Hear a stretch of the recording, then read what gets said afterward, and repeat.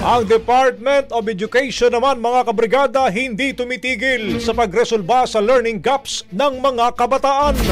Aral program kasado na sa pagbubukas ng bagong school year.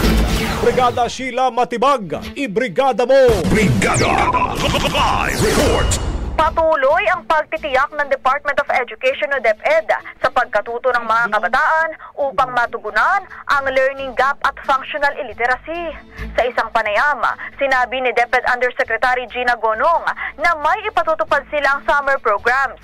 Maliban dito, sa darating anya na pasukan, ipatutupad din ang aral program na siyang sumasaklaw sa reading at math para sa grades 1 hanggang 10 at agham naman para sa grades 3 hanggang 10. Ikakasa na umano ito sa school year 2025 to 2026. Malaking tulong din daw ang aral program upang magkaroon ng libreng tutorial ang mga mag-aaral.